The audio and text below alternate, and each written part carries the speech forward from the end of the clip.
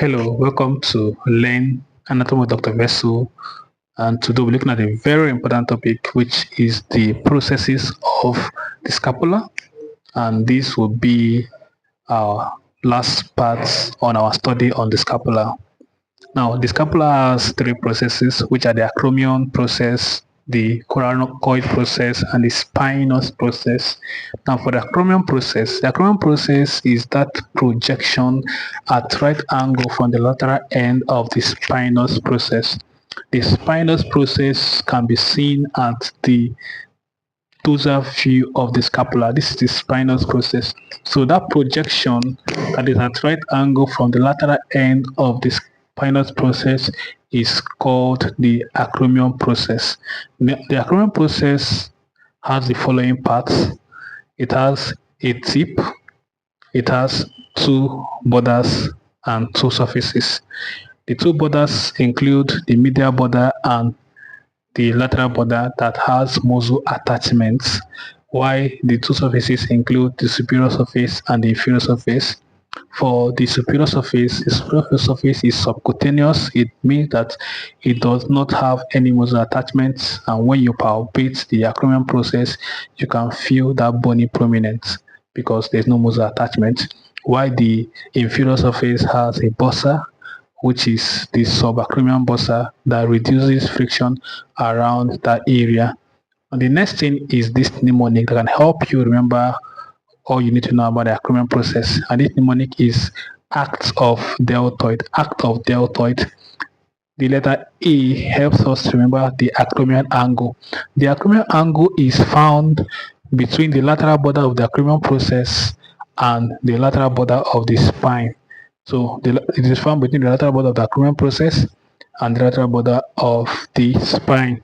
The next is the C, which is the coracoacromial ligament, and this C helps us to know what is attached to the tip of the acromion process, because the C is attached to the tip of the acromion process and the C represents coracoacromial ligament.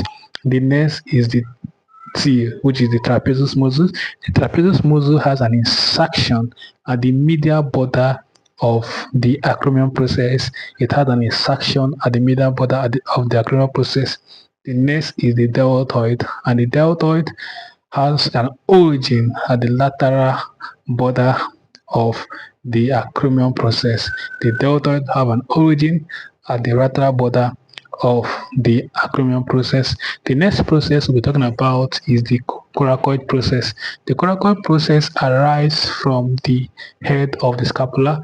If this is the head of the scapula, you look at the coracoid process, it arises from the head of the scapula. It has three muscle attachments and three ligament attachments. The muscles attachment can be remembered with this word corpse. With this word corpse. The first two letters CO can help us remember the coracobrachialis muscle. The next letter P can help us remember the pectoralis minor, and the last letter S can help us remember the short head of bicep brachii. The first two letters CO can help us remember the coracobrachialis muscle.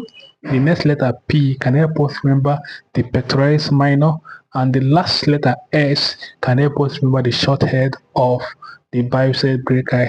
Now, the three ligaments seen in the coracoid process include the coracohumeral ligament, coracoclavicular ligament, and coracoacromial ligament. Remember, a ligament connects to bone. A ligament connects to bone.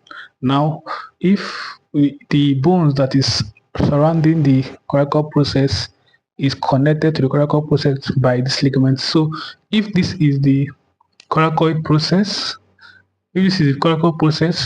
it is close to the acromion, so it will have a coracoacromial ligament. It is also close to the humerus, so it will have a coracohumeral ligament, and it is also close to the clavicle, so it will have a coracoclavicular ligament. So it connects to the bones that it is close to. The next thing I want to talk about is the spinous process.